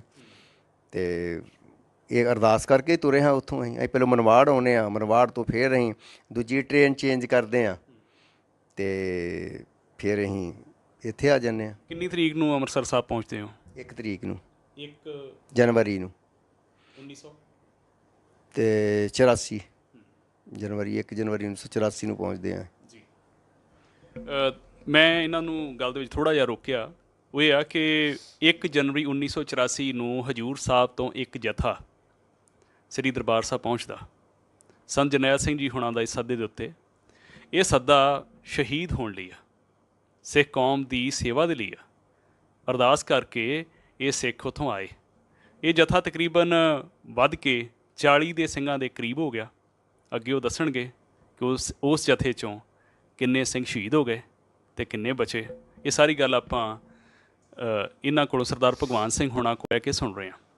ਇਹ ਸਾਰੀ ਗੱਲਬਾਤ ਜਿਹੜੀ Sikh24.com ਦੇ ਰਾਹੀਂ ਤੁਸੀਂ ਸੁਣ ਰਹੇ ਹੋ, ਇਸ ਦਾ ਵਿਸ਼ਾ ਜੂਨ 1984 ਦਾ ਸਿੱਖ ਕੌਮ ਦੇ ਉੱਤੇ ਵਾਪਰਿਆ ਜਿਹੜਾ ਤੀਜਾ ਘੱਲੂਘਾਰਾ, ਉਸ ਜੰਗ ਦੀ ਬਾਬਤ ਆ। ਸੋ ਜਿਹੜੇ ਤੱਥ ਨੇ ਅਸੀਂ ਉਹਨਾਂ ਨੂੰ ਸਾਂਭਣ ਦੀ ਕੋਸ਼ਿਸ਼ ਕਰ ਰਹੇ ਹਾਂ ਕਿ ਆਉਣ ਵਾਲੀਆਂ ਪੀੜ੍ਹੀ ਤੱਕ ਇਹ ਗੱਲ ਜਿਹੜੀ ਆ ਇਸ ਤਰ੍ਹਾਂ ਸਾਂਭੀ ਜਾ ਸਕੇ। ਕਿਉਂਕਿ ਜਿਹੜਾ ਕੋਈ ਚਸ਼ਮਦੀਦ ਹੁੰਦਾ, ਜਿਸ ਨੇ ਆਪਣੇ ਅੱਖੀਂ ਜਾਂ ਆਪਣੇ ਪਿੰਡੇ 'ਤੇ ਸਾਰਾ ਕੁਝ ਸਹਿਆ ਅਤੇ ਝੱਲਿਆ ਹੁੰਦਾ, ਜਦੋਂ ਕੋਈ ਉਹ ਗੱਲ ਕਰਦਾ ਤਾਂ ਬੜਾ ਮਾਇਨਾ ਰੱਖਦਾ। ਇੱਕ ਗੱਲ ਆ ਕਿ ਕੋਈ ਸੁਣੀ ਸੁਣਾਈ ਗੱਲ, ਮੈਂ ਤੁਹਾਨੂੰ ਕੋਈ ਸੁਣੀ ਸੁਣਾਈ ਗੱਲ ਕਰਾਂ ਅਤੇ ਉਸ ਦਾ ਅਰਥ ਉਹ ਨਹੀਂ ਗਾ। ਪਰ ਜੇ ਕੋਈ ਸੱਜਣ, ਕੋਈ ਸਿੱਖ ਗੁਰੂ ਦਾ, ਜਿਸ ਦੇ ਉੱਤੇ ਇਹ ਸਭ ਕੁਝ ਵਾਪਰਿਆ ਹੋਵੇ, ਉਹ ਗੱਲ ਨੂੰ ਸੁਣਾਵੇ ਤਾਂ ਇਤਿਹਾਸ ਬਣਦਾ। ਇਹ ਬਿਲਕੁਲ ਜੋ ਆਪਾਂ ਗੱਲ ਕਰ ਰਹੇ ਹਾਂ, ਇਹ ਇੱਕ ਇਤਿਹਾਸਕ ਪ੍ਰਸੰਗ ਆ। ਇਸ ਦੀ ਮਹਾਨਤਾ ਆਉਣ ਵਾਲੇ ਸਮੇਂ 'ਚ ਹੋਰ ਜ਼ਿਆਦਾ ਵੱਧ ਜਾਣੀ ਆ ਜਿਵੇਂ ਜਿਵੇਂ ਅੱਗੇ ਸਮਾਂ ਚੱਲਦਾ ਗਿਆ। ਆਪਾਂ ਗੱਲ ਸ਼ੁਰੂ ਕਰੀਏ ਕਿ 1 ਜੂਨ 1984 ਨੂੰ ਤੁਹਾਡਾ ਜਥਾ ਹਜ਼ੂਰ ਸਾਹਿਬ ਤੋਂ ਕਾਰ ਸੇਵਾ ਵਾਲੇ ਸਿੰਘਾਂ ਦਾ ਦਰਬਾਰ ਸਾਹਿਬ ਪਹੁੰਚਿਆ। ਇੱਥੇ ਆਣ ਕੇ ਕੀ ਨੇਮ ਸ਼ੁਰੂ ਹੋਇਆ? ਫਿਰ ਕਿਵੇਂ ਸੰਤਾਂ ਨੂੰ ਮਿਲੇ ਹੋ? ਇੱਥੇ ਆ ਕੇ ਭਾਈ ਦਲਬੀਰ ਸਿੰਘ ਨੂੰ ਮਿਲਦੇ ਆ 40 ਨੰਬਰ ਕਮਰੇ 'ਚ ਆ ਕੇ। ਅਸੀਂ ਸੰਤਾਂ ਨਾਲ ਉਹਨੇ ਸਾਡੀ ਗੱਲਬਾਤ ਨਹੀਂ ਸੀ ਨਾ। ਹਾਂ, ਤੁਹਾਨੂੰ ਇਹ ਤੋਂ ਪਹਿਲਾਂ ਹੋਰ ਵੀ ਗੱਲ ਦੱਸ ਦਿੰਦਾ। ਜਦੋਂ ਸੰਤਾਂ ਨੂੰ ਵੀ ਉੱਥੇ ਮਿਲੇ ਹਾਂ ਨਾ, ਤੇ ਉਦੋਂ ਸੰਤਾਂ ਨੇ ਕਿਹਾ ਕਿ ਸਾਡੇ ਕਈਆਂ ਸਿੰਘਾਂ ਨੇ ਜਿੱਦਾਂ ਅੰਮ੍ਰਿਤ ਨਹੀਂ ਛਕਿਆ ਸੀ, ਕਿ ਨਵੇਂ ਸਿੰਘ ਗਏ ਸੀ ਨਾ ਸਾਰੇ, ਤੇ ਅਜੇ ਕਈਆਂ ਦੇ ਤੇ ਦਾੜੀਆਂ ਵੀ ਜਿਸ ਤਰ੍ਹਾਂ ਕੱਟੀਆਂ ਹੁੰਦੀਆਂ, ਕੋਈ 1-2 ਜਣਿਆਂ ਦੇ ਵਿੱਚ ਕੇਸ ਵਿੱਚ ਆ ਰਹੇ ਸੀ ਉਹਨਾਂ ਦੇ, ਤੇ ਦਾੜੀਆਂ ਤੇ ਆ ਗਈਆਂ ਸੀ। ਤੇ ਉਦੋਂ ਸੰਤਾਂ ਨੇ ਵੇਖ ਕੇ ਕਿਹਾ ਤੁਸੀਂ ਸਾਰੇ ਬੰਦੇ ਅੰਮ੍ਰਿਤ ਨਹੀਂ ਛਕਿਆ? ਆਂਦੇ ਕਿ ਨਹੀਂ, ਸਾਰਿਆਂ ਤੇ ਨਹੀਂ ਛਕਿਆ। ਤੇ ਆਂਦੇ ਕਿ ਠੀਕ ਆ। ਫਿਰ ਸੰਤਾਂ ਨੇ ਹੀ ਸਾਨੂੰ ਉੱਥੇ ਅੰਮ੍ਰਿਤ ਛਕਾਇਆ ਸੀ। ਉਹਨਾਂ ਜਦੋਂ ਅੰਮ੍ਰਿਤ ਦੀ ਗੱਲ ਕੀਤੀ ਤਾਂ ਇਹ ਕਿਹਾ ਜੇ ਆਪ ਤੁਸੀਂ 5 ਪਿਆਰਿਆਂ 'ਚ ਲੱਗੋਗੇ ਤਾਂ ਅਸੀਂ ਅੰਮ੍ਰਿਤ ਛਕ ਲਾਂਗੇ। ਤੇ ਉਹ ਕਹਿੰਦੇ ਠੀਕ ਆ। ਉਹ ਆਪ 5 ਪਿਆਰਿਆਂ 'ਚ ਸ਼ਾਮਲ ਹੋਏ ਤੇ ਲੰਗਰ ਦੀ ਉੱਪਰਲੀ ਬਿਲਡਿੰਗ 'ਚ, ਲੰਗਰ ਹਾਲ ਦੀ ਬਿਲਡਿੰਗ ਆ ਜਿਹੜੀ, ਹਜ਼ੂਰ ਸਾਹਿਬ ਦੀ ਗੱਲ ਕਹਿ ਰਹੇ ਹੋ? ਹਾਂ, ਹਜ਼ੂਰ ਸਾਹਿਬ ਦੀ। ਤੇ ਬਾਬਾ ਨਿਧਾਨ ਸਿੰਘ ਦੇ ਗੁਰਦੁਆਰੇ ਲੰਗਰ ਦੀ ਉੱਪਰ ਹੀ ਬਿਲਡਿੰਗ ਉੱਤੇ ਵੀ ਹਾਲ ਹੀ ਆ। ਉੱਥੇ ਫਿਰ ਅੰਮ੍ਰਿਤ ਤਿਆਰ ਕੀਤਾ ਗਿਆ। ਤੇ 5 ਪਿਆਰਿਆਂ 'ਚ ਸੰਤ ਜਰਨੈਲ ਸਿੰਘ ਜੀ ਖਾਲਸਾ ਪਿੰਡਰਾਂ ਵਾਲੇ ਆਪ ਲੱਗੇ, ਤੇ ਦੂਜੇ ਹੀ ਸ਼ਾਇਦ ਮੋਕਮ ਸਿੰਘ ਹੀ ਸੀ, ਤੇ ਇੱਕ ਦੂਜਾ ਹੀ ਆਪਣੇ ਰਾਮ ਸਿੰਘ ਸੁਲਤਾਨਪੁਰ ਵਾਲੇ ਜਿਹੜੇ ਆ, 1-2 ਸਿੰਘ ਹੋਰ 5 ਪਿਆਰੇ ਸੀ, ਉਹਨਾਂ ਹੀ ਅੰਮ੍ਰਿਤ ਛਕਾਇਆ ਸੀ ਸਾਨੂੰ ਉੱਥੇ। ਜਦੋਂ ਇੱਥੇ ਭਾਈ ਦਲਬੀਰ ਸਿੰਘ ਨੂੰ ਮਿਲੇ, ਤੇ ਦਲਬੀਰ ਸਿੰਘ ਨੇ ਬਾਕੀ ਜਥੇ ਨੂੰ ਛੱਡ ਕੇ ਤੇ ਮੈਨੂੰ ਤੇ ਆਪਣੇ ਇੱਕ ਉਹ ਦਲਬੀਰ ਸਿੰਘ ਭਲਵਾਨ ਨੂੰ, ਤੇ ਇੱਕ ਆਪਣਾ ਜਿਹੜਾ ਜਹੇਦਾਰ ਹੀ ਸਾਡਾ ਗੁਰਮੇਲ ਸਿੰਘ ਫੌਜੀ, ਉਹਨੂੰ ਕਹਿੰਦੇ ਕਿ ਆ ਜਾਓ। ਫਿਰ ਅਸੀਂ ਸੰਤਾਂ ਕੋਲ ਚਲੇ ਗਏ 3 ਜਾਣੇ। ਤੇ ਫਤਿਹ ਬੁਲਾਈ। ਕਹਿੰਦੇ ਕਿਵੇਂ ਆ ਗਏ ਜੀ ਸਿੰਘੋ? ਅਸੀਂ ਕਿਹਾ ਹਾਂ ਜੀ ਆ ਗਏ। ਅਸੀਂ ਕਿਹਾ ਕਿ ਕਹਿੰਦੇ ਠੀਕ ਕੋਈ ਗੱਲ ਨਹੀਂ, ਤੁਸੀਂ ਲੰਗਰ ਪਾਣੀ ਛਕੋ, ਇਹਨਾਂ ਦੀ ਰਿਹਾਇਸ਼ ਦਾ ਪ੍ਰਬੰਧ ਕਰ ਦਿਓ ਇਹਨਾਂ ਨੂੰ। ਤੇ ਕੁੜਤੀਆਂ ਪਾਈਆਂ ਹੀ ਅਸੀਂ, ਇੱਕੋ ਹੀ ਕੁੜਤੀ ਸਾਡੇ ਕੋਲ। ਉਦੋਂ ਹੀ ਸੰਤਾਂ ਨੇ ਭਾਈ ਦਲਬੀਰ ਸਿੰਘ ਨੂੰ ਕਿਹਾ ਕਿ ਇਹਨਾਂ ਦੇ ਮਤਲਬ ਦਰਜੀ ਲਿਆ ਕੇ ਤੇ ਇਹਨਾਂ ਨੂੰ ਸਾਰਿਆਂ ਨੂੰ ਚੋਲੇ ਸਵਾ ਦਿਓ। ਤੇ ਸਾਰਿਆਂ ਨੂੰ ਇੱਕੋ ਕਲਰ ਦੇ ਨੀਲੇ ਚੋਲੇ ਸਵਾਤੇ ਤੇ ਕੇਸਗੀ ਦਸਤਾਰਾਂ ਤੇ ਕੇਸਰੀ ਕਮਰ ਕੱਸੇ ਉਹਨਾਂ ਨੇ ਦੇ ਦਿੱਤੇ ਸਾਨੂੰ ਸਾਰਿਆਂ ਨੂੰ। ਪਹਿਲੇ ਸਾਡੀ ਰਿਹਾਇਸ਼ ਜਿਹੜੀ ਆ ਉਹ ਹੋਈ ਗੁਰੂ ਰਾਮਦਾਸ ਰਾਂ 'ਚ ਥੱਲੇ ਕਮਰੇ 'ਚ। ਤੇ ਬਾਅਦ 'ਚ ਫਿਰ 1-2 ਦਿਨਾਂ ਬਾਅਦ ਇੱਥੇ ਪਲਾਈ ਦਾ ਕੈਬਨ ਬਣਾ ਕੇ ਲੰਗਰ ਦੇ ਫਸਟ ਫਲੋਰ ਦੇ ਉੱਤੇ ਜਿੱਧਰ ਬੁਰਜ ਆ ਉਹ ਨੁੱਕਰ ਦੇ ਉੱਤੇ, ਤੇ ਫਿਰ ਉਹਨਾਂ ਨੇ ਪਲਾਈ ਦਾ ਬਣਾਤਾ ਕੈਬਨ ਜਿਹਾ। ਤੇ 8 ਫੁੱਟ ਦੀ 8x4 ਦੀ ਪਲਾਈ, ਮਤਲਬ ਚਾਹੀ 8 ਫੁੱਟ ਉੱਪਰ ਖੁੱਲ੍ਹਾ ਹੀ ਸੀ। ਤੇ ਇੱਕ ਦਰਵਾਜ਼ਾ ਨਹੀਂ ਲੱਗਾ ਹੀ, ਖਾਲੀ ਜਗ੍ਹਾ ਆਉਣ ਜਾਣ ਲਈ ਛੱਡਤੀ। ਤੇ ਉਹ ਕੈਬਨ ਬਣਾ ਕੇ ਆ ਕਿ ਤੁਸੀਂ ਇੱਥੇ ਆ ਜਾਓ। ਤੁਹਾਡੇ ਜਥੇ ਦੇ ਸਾਰੇ ਸਿੰਘ ਇੱਕੋ ਥਾਂ ਤੇ ਰਹਿਣ ਲੱਗ ਪਏ? ਹਾਂ, ਇੱਕੇ ਥਾਂ ਰਹਿੰਦੇ ਹੁੰਦੇ ਹਾਂ। ਜਿਹ 'ਚ 2 ਸਿੰਘ ਜਿਹੜੇ ਸਾਡੇ ਸੀ ਉਹ ਗਵਾਲੀਅਰ ਤੋਂ ਆਏ, ਇੱਕ ਬਾਬਾ ਸ਼ੇਰ ਸਿੰਘ ਤੇ ਦੂਜੇ ਜੋਗਿੰਦਰ ਸਿੰਘ, ਇਹ ਗਵਾਲੀਅਰ ਤੋਂ ਆਏ। ਸਾਡੇ ਕੋਲ ਉਸ ਤਰ੍ਹਾਂ ਵੀ ਕਦੀ ਦਿੱਲੀ ਤੋਂ, ਕਦੀ ਗੁਰੂ ਕੇ ਬਾਗ ਤੋਂ, ਕਾਫੀ ਕਾਰ ਸੇਵਾ ਵਾਲੇ ਰੋਜ਼ ਆਉਂਦੇ ਜਾਂਦੇ ਹੁੰਦੇ ਸੀ ਉੱਥੇ। ਅਤੇ ਆਉਂਦੇ ਕਿ ਅਸੀਂ ਵੀ ਮਤਲਬ ਕਿ ਇੱਥੇ ਰਹਿ ਲੈਂਦੇ ਤੁਹਾਡੇ ਨਾਲ ਹੀ। ਕਿ ਨਹੀਂ, ਜਦੋਂ ਲੋੜ ਪਊਗੀ ਤੁਸੀਂ ਬੇਸ਼ੱਕ ਉਦੋਂ ਆ ਜਿਓ, ਅਤੇ ਹੁਣ ਤੁਸੀਂ ਜਿੱਥੇ ਸੇਵਾ ਕਰਨ ਡਿਆ ਜੇ ਉੱਥੇ ਕਰੋ, ਜੇ ਲੋੜ ਪਈ ਤੁਹਾਨੂੰ ਅਸੀਂ ਸੱਦ ਲਾਂਗੇ। ਕਿ ਉੱਥੇ ਇੰਨੇ ਬੰਦੇ ਇਕੱਠੇ ਕਰਕੇ ਕੀ ਕਰਨੇ ਸੀ। ਉਦੋਂ ਸੰਤਾਂ ਦੇ ਨਾਲ ਪਿੰਡਾਂ 'ਚੋਂ ਲੋਕ ਆਉਂਦੇ ਹੁੰਦੇ ਸੀ ਪਹਿਰੇ ਵਾਸਤੇ, ਕਾਫੀ ਲੋਕ ਆਇਆ ਕਰਦੇ ਸਨ। ਅਤੇ ਵਾਪਸ ਪਿੰਡ ਚਲੇ ਜਾਇਆ ਕਰਦੇ ਹਨ 8 ਦਿਨਾਂ ਵਾਸਤੇ, ਕੋਈ ਆਇਆ ਕੋਈ 5 ਦਿਨਾਂ ਵਾਸਤੇ ਆਇਆ। ਜਦੋਂ ਸਾਡੇ ਆਉਣ ਕਰਕੇ ਪੱਕੇ ਹੋ ਗਏ ਸਿੰਘ ਕਿ ਸੰਤਾਂ ਦੇ ਨਾਲ ਜਾਣਾ, ਸੰਤਾਂ ਦੇ ਨਾਲ ਆਉਣਾ। ਮੈਨੂੰ ਰੋਕ ਕੇ ਥੋੜ੍ਹੀ ਜਿਹੀ ਗੱਲ ਇਹ ਦੱਸੋ ਕਿ ਜਦੋਂ ਤੁਸੀਂ 40 ਸਿੰਘਾਂ ਦਾ ਜਥਾ ਹਜ਼ੂਰ ਸਾਹਿਬ ਤੋਂ ਸ੍ਰੀ ਦਰਬਾਰ ਸਾਹਿਬ ਦੇ ਲਈ ਆ ਗਿਆ, ਅਤੇ ਪਿੱਛੇ ਵੀ ਹਜ਼ੂਰ ਸਾਹਿਬ ਦੇ ਵਿੱਚ ਹੋਰ ਸੇਵਾਦਾਰ ਬਚੇ ਹੋਏ ਸਨ? ਹਾਂ, ਜਿਹੜੇ ਹੁਣ ਉੱਥੋਂ ਦੇ ਮੇਨ ਬਾਬੇ ਨੇ, ਬਾਬਾ ਬਲਵਿੰਦਰ ਸਿੰਘ, ਬਾਬਾ ਨਿੰਦਰ ਸਿੰਘ ਜੀ ਦੇ ਬਾਅਦ 'ਚ ਆਉਂਦੇ ਆ। ਅਤੇ ਬਾਬਾ ਬਲਵਿੰਦਰ ਸਿੰਘ ਜੀ ਉਹ ਵੀ ਸਾਡੇ ਨਾਲ ਤਿਆਰ ਹੋ ਗਏ ਸੀ। ਉਹਨਾਂ ਦੇ ਅੱਗੇ ਹੱਥ ਜੋੜ ਕੇ ਕਿਹਾ ਕਿ ਤੁਸੀਂ ਮਤਲਬ ਕਿ ਇੱਥੇ ਰਹੋ, ਜੇ ਸਾਰੇ ਸਿੰਘ ਇੱਥੋਂ ਚਲੇ ਗਏ ਅਤੇ ਫਿਰ ਸੇਵਾ ਕਿਹਨੇ ਸੰਭਾਲਣੀ ਆ। ਅਤੇ ਉਹਨਾਂ ਨੂੰ ਫਿਰ ਧੱਕੇ ਨਾਲ ਹੀ ਗੱਡੀ 'ਚੋਂ ਲਾਹ ਕੇ ਉਹਨਾਂ ਨੂੰ ਛੱਡ ਕੇ ਆਏ ਹਾਂ ਉੱਥੇ। ਅਤੇ ਬਾਕੀ ਉੱਥੇ ਬਾਬਾ ਮਹੰਤ ਜੀ ਸਨ, ਸ਼ੇਰ ਸਿੰਘ ਸੀ, ਹੋਰ ਬਥੇਰੇ ਸਿੰਘ ਹੈਗੇ ਸਨ, ਬਾਬਾ ਬਾਲ ਸਿੰਘ ਜੀ ਹੈਗੇ ਸਨ। ਹਾਂ, ਪਰ ਮੇਨ ਜਿਹੜੇ ਨੌਜਵਾਨ ਸੀ ਨਾ ਸਾਰੇ, ਉਹ ਸਾਰੇ ਅਸੀਂ ਆ ਗਏ ਹਾਂ ਜ਼ਿਆਦਾਤਰ। ਅੱਛਾ, ਫਿਰ ਜਦੋਂ ਤੁਹਾਡਾ ਇੱਥੇ ਰਹਿਣ ਦਾ ਆਸਣ ਸੱਜ ਗਿਆ, ਫਿਰ ਅੱਗੇ ਕਿਵੇਂ ਗੱਲ ਤੁਰਦੀ ਆ? ਫਿਰ ਥੋੜ੍ਹੇ ਦਿਨਾਂ ਦੇ ਬਾਅਦ ਉਹਨਾਂ ਨੇ ਫਿਰ ਸਾਨੂੰ ਹੋਰ ਇੱਕ ਚਿੱਟੇ ਰੰਗ ਦੇ ਚੋਲੇ ਸਵਾਤੇ ਅਤੇ ਕਛਹਿਰੇ ਫਿਰ ਪੱਗਾਂ ਜਿੱਦਾਂ ਦੇਣੀਆਂ ਸਾਨੂੰ ਦੇਤਾ। ਡਰੈਸ ਸਾਡੇ ਪੱਕੇ ਹੋ ਗਏ, ਜ਼ਿਆਦਾਤਰ ਇੱਕੋ ਜਿਹੀ ਡਰੈਸ ਪਾਏ ਹੁੰਦੇ ਸੀ ਅਸੀਂ, ਨੀਲੇ ਪਾਏ ਅਤੇ ਨੀਲੇ ਹੀ ਦੂਜੇ। ਫਿਰ ਉਸ ਤਰ੍ਹਾਂ ਹੀ ਸੰਤਾਂ ਦੇ ਨਾਲ ਸਵੇਰੇ ਅਕਾਲ ਤਖਤ ਤੋਂ ਲੈ ਕੇ ਆਉਂਦੇ ਹੁੰਦੇ ਹਾਂ ਅਤੇ ਸ਼ਾਮੀ ਛੱਡਣ ਜਾਂਦੇ ਹੁੰਦੇ ਹਾਂ। ਅਤੇ ਕੁਛ ਸਿੰਘ ਸਾਡੇ ਜਿਹੜੇ ਸੀ ਉਹ ਫਿਰ ਬਾਣੀ ਪੜ੍ਹਨ ਲੱਗ ਪਏ। ਉਹ ਮੋਹਕਮ ਸਿੰਘ ਦੇ ਨਾਲ ਵੀ ਸਾਡੇ ਬੰਦੇ ਜਾਂਦੇ ਹੁੰਦੇ ਸੀ, ਸਿੰਘ ਜਿਹੜੇ ਸੀ ਅੰਮ੍ਰਿਤ ਛਕਾਉਣ ਵਾਸਤੇ। ਇੱਕ ਭਾਈ ਸੁਰਜੀਤ ਸਿੰਘ ਹਰਿਆਣੇ ਤੋਂ ਹੀ ਪ੍ਰਚਾਰਕ ਸੀ ਬੜੇ ਤਗੜੇ, ਉਹਨਾਂ ਨਾਲ ਜਾਂਦੇ ਹੁੰਦੇ ਸੀ। ਹੋਰ ਜਿਹੜੇ ਵੀ ਸਿੰਘ ਇੱਥੋਂ ਜਾਂਦੇ ਸੀ ਪ੍ਰਚਾਰ ਵਾਸਤੇ ਰੋਜ਼ ਉਹਨਾਂ ਨਾਲ ਵੀ ਚਲੇ ਜਾਂਦੇ ਹਨ। ਬਾਕੀ ਸਿੰਘ ਜਿਹੜੇ ਸੀ ਉਹ ਉੱਥੇ ਸੇਵਾ ਵੀ ਕਰਦੇ ਹੁੰਦੇ ਸੀ, ਜਿੱਦਾਂ ਪਰਿਕਰਮਾ ਧੋਣੀਆਂ ਦੁਪਹਿਰੇ, ਅਤੇ ਰਾਤ ਪਹਿਰਾ ਦੇਣਾ ਜਿੱਥੇ ਜਿੱਥੇ ਸਾਡੀ ਸੇਵਾ ਲਾਈ ਹੁੰਦੀ। ਪੱਕੇ ਮੋਰਚੇ ਸਾਨੂੰ ਦੇ ਦਿੱਤੇ, ਕਹਾ ਤੁਹਾਡੇ ਆ। ਤੁਸੀਂ ਮੋਰਚਾ ਲਫ਼ਜ਼ ਵਰਤਿਆ, ਕੀ ਇਸ ਸਮੇਂ ਤੱਕ ਤੁਹਾਡੇ ਕੋਲ ਅਸਲਾ ਆ ਚੁੱਕਾ ਸੀ? ਹਾਂ, ਅਸਲਾ ਹੈਗਾ ਸੀ। ਸੰਤਾਂ ਨੇ ਪਹਿਲੋਂ ਥੋੜ੍ਹੇ ਕਰਕੇ ਜਿਸ ਤਰ੍ਹਾਂ ਦਿਨ ਲੰਘਦੇ ਗਏ ਉਸ ਤਰ੍ਹਾਂ ਸਿੰਘਾਂ ਨੂੰ ਅਸਲਾ ਦਿੰਦੇ ਗਏ। ਉਹ ਕਿਹੜਾ ਅਸਲਾ ਪਹਿਲੇ ਦਿਨਾਂ 'ਚ ਆਇਆ? ਪਹਿਲੋਂ ਤਾਂ 315 12 ਬੋਰ ਦੀਆਂ ਇਹੋ ਸਵਾਈਆਂ ਪਹਿਲੋਂ ਤੇ ਫਿਰ ਜੋ ਅਸਲਾ ਉੱਥੇ ਹੁੰਦਾ ਸੀ, ਜੋ ਸਿੰਘਾਂ ਕੋ ਸਾਰਿਆਂ ਕੋ ਸੀ, ਸਾਰਾ ਹੀ ਆ ਗਿਆ ਜੋ ਹੈ ਜਿਹੜਾ ਵੀ ਹੈਗਾ ਸੀ ਉੱਥੇ। ਉਹ ਫਿਰ ਸੰਤਾਂ ਦੇ ਬਾਡੀਗਾਰਡ ਦੇ ਰੂਪ ਦੇ ਵਿੱਚ ਵੀ ਤੁਸੀਂ ਵਿਚਰਦੇ ਰਹੇ ਹੋ? ਹਾਂ, ਮਤਲਬ ਬਾਡੀਗਾਰਡ ਲਾ ਲਓ ਜਾਂ ਸੰਤਾਂ ਨੂੰ ਇੱਥੋਂ ਅਕਾਲ ਤਖਤ ਤੋਂ ਲੈ ਕੇ ਲੰਗਰ 'ਤੇ ਆਉਣਾ ਅਤੇ ਲੰਗਰ ਤੋਂ ਫਿਰ ਵਾਪਸ ਛੱਡ ਕੇ ਆਉਣਾ। ਰਾਤ ਪਹਿਰਿਆਂ ਦੇ ਉੱਤੇ ਵੀ ਜਿੱਥੇ ਜਿੱਥੇ ਮਤਲਬ ਪਹਿਰਾ ਰਾਤ ਲੱਗਦਾ ਸੀ ਉੱਥੇ ਰਾਤ ਪਹਿਰੇ 'ਤੇ ਵੀ ਹੁੰਦੇ। ਮੇਰੀ ਡਿਊਟੀ 'ਤੇ ਕੁਲਬੀਰ ਸਿੰਘ ਇੱਕ ਬੰਡਾਲੇ ਦਾ ਹੁੰਦਾ ਸੀ, ਇੱਕ ਜਾਮਾ ਰਾਂ ਦਾ ਸੀ ਆਪਣਾ ਬਿੱਲੂ। ਮਤਲਬ 2 ਜਾਣੇ ਅਕਸਰ ਅਸੀਂ ਮਤਲਬ ਕਿ ਅਕਾਲ ਤਖਤ 'ਤੇ ਰਾਤ 12 ਵਜੇ ਤੋਂ ਸਵੇਰੇ 4 ਵਜੇ ਤੱਕ ਪਹਿਰਾ ਦਿੰਦੇ ਸੀ। ਪਹਿਰੇਦਾਰ 2 ਹੀ ਸਨ ਰਾਤ ਵੇਲੇ ਖੜ੍ਹਦੇ ਕਿ ਵਧੇਰੇ ਵੀ? ਨਹੀਂ, ਜਿਹੜੇ ਸੰਤਾਂ ਕੋ ਅਕਾਲ ਤਖਤ ਦੇ ਥੱਲੇ ਅਸੀਂ 2 ਜਾਣੇ ਹੁੰਦੇ ਹਾਂ 12 ਵਜੇ ਤੋਂ 4 ਵਜੇ ਤੱਕ। ਉਹ ਤੋਂ ਉੱਪਰਲੀ ਮੰਜ਼ਿਲ ਜਿੱਥੇ ਸੰਤਾਂ ਦਾ ਕਮਰਾ ਸੀ ਉੱਥੇ ਘੱਟੋ ਘੱਟ ਨਹੀਂ ਤਾਂ 10-15 ਜਾਣੇ ਹੁੰਦੇ ਸੀ। ਉਹ ਰੋਡਿਆਂ ਦੇ ਸੀ, ਬਾਈ ਜੋਗਿੰਦਰ ਸਿੰਘ, ਪਰਸਾ ਸਿੰਘ, ਬੁੱਧ ਸਿੰਘ, ਚੱਬੇ ਪਿੰਡ ਤੋਂ ਸੀ ਆਪਣੇ ਜਗਦੀਸ਼ ਸਿੰਘ ਤੇ ਪਾਲਾ ਸਿੰਘ ਤੇ ਨਿਰੰਤਰ ਸਿੰਘ ਜਿਹਨੇ ਨਿਰੰਕਾਰੀ ਮਾਰਿਆ ਸੀ, ਹਾਂ ਕਾਬਲ ਸਿੰਘ, ਤੇ ਸੋਢੀ ਵੀ ਉੱਥੇ ਹੀ ਹੁੰਦਾ ਸੀ, ਉੱਤੇ ਹੀ ਨਾਲ ਹੀ ਕਮਰਾ ਹੁੰਦਾ ਸੀ ਉਹਦਾ ਵੀ।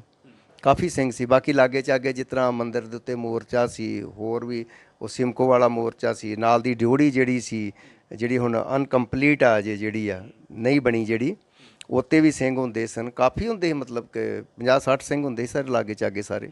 ਪਰ ਅਕਾਲ ਤਖਤ ਦੇ ਥੱਲੇ ਪੌੜੀਆਂ ਲਾਗੇ ਰਾਤ ਅਸੀਂ 2 ਹੀ ਸਿੰਘ ਖਲੋਂਦੇ ਆ। ਜਦੋਂ ਸੰਤ ਜਰਨੈਲ ਸਿੰਘ ਸਵੇਰ ਵੇਲੇ ਆਉਂਦੇ ਸਨ ਲੰਗਰ ਹਾਲ ਦੀ ਛੱਤ ਵੱਲੋਂ ਤੇ ਸ਼ਾਮਾਂ ਨੂੰ ਜਾਇਆ ਕਰਦੇ ਸਨ, ਤੇ ਤੁਸੀਂ 40 ਦੇ 40 ਸਿੰਘ ਜਿਹੜੇ ਸੀ 40 ਨਹੀਂ ਸਾਂ ਅਸੀਂ 40 ਸਿੰਘ ਨਹੀਂ ਸਾਂ, ਉਦੋਂ ਅਸੀਂ 30 ਸਿੰਘ ਸਾਂ।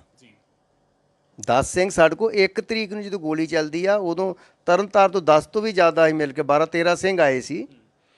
ਤੇ ਉਹ ਲਗਭਗ ਉਹ ਵੀ ਕਾਰ ਸੇਵਾ ਵਾਲੀ ਸਨ। ਹਾਂਜੀ, ਬਾਬੇ ਜਗਤਾਰ ਸਿੰਘ ਦੇ ਡੇਰੇ ਉਹ ਸਾਰੀ ਇਕੱਠਾ ਹੀ ਡੇਰਾ ਹੁੰਦਾ ਸੀ ਸਾਡਾ ਨਾ। ਉਹ ਬਾਬਾ ਸੀਸਾ ਸਿੰਘ, ਬਾਬਾ ਜਗਤਾਰ ਸਿੰਘ ਇੱਕੋ ਡੇਰਾ ਸੀ ਉਦੋਂ ਉਹ ਵਾਲਾ, ਹਾਂ ਇਕੱਠੇ ਸੀ ਉਹ। ਤੇ ਉੱਥੋਂ ਆਏ ਸੀ ਸਿੰਘ ਉਹ 1 ਤਰੀਕ ਨੂੰ ਜੂਨ ਨੂੰ ਜਿੱਦਣ ਗੋਲੀ ਚੱਲਦੀ ਆ। ਉਹ ਵੀ ਸਿੰਘ ਸਾਰੇ ਸ਼ਹੀਦ ਹੋ ਗਏ ਅੰਦਰ ਹੀ। ਫਿਰ 1 ਜਨਵਰੀ 1984 ਤੋਂ ਲੈ ਕੇ ਹਮਲਾ ਜਦੋਂ ਸ਼ੁਰੂ ਹੁੰਦਾ 1 ਜੂਨ ਤੱਕ 1984 ਤੱਕ, ਇਹਦੇ ਵਿਚਾਲੇ ਦੀਆਂ ਘਟਨਾਵਾਂ ਦੱਸੋ, ਕੀ ਵਾਪਰਿਆ ਇਹਨਾਂ ਮਹੀਨਿਆਂ ਦੇ ਵਿੱਚ? 5 ਮਹੀਨੇ ਤਕਰੀਬਨ ਸਮਾਂ ਬਣਦਾ। ਨਹੀਂ, ਉਦੋਂ ਤੇ ਆਮ ਜਿਸ ਤਰ੍ਹਾਂ ਜਥੇ ਜਿਨ੍ਹਾਂ ਨੇ ਗ੍ਰਿਫਤਾਰੀ ਦੇਣੀ ਹੁੰਦੀ ਸੀ ਮੋਰਚੇ ਵਿੱਚ, ਉਹ ਮੰਜੀਹਾਲ ਤੋਂ ਤੁਰਦਾ ਸੀ ਜਥਾ, ਪਰ ਉਹ ਆਉਂਦੇ ਹੁੰਦੇ ਸੀ ਸੰਤਾਂ ਨੂੰ ਮਿਲਣ ਵਾਸਤੇ ਸਾਰੇ ਸਿੰਘ ਉੱਤੇ।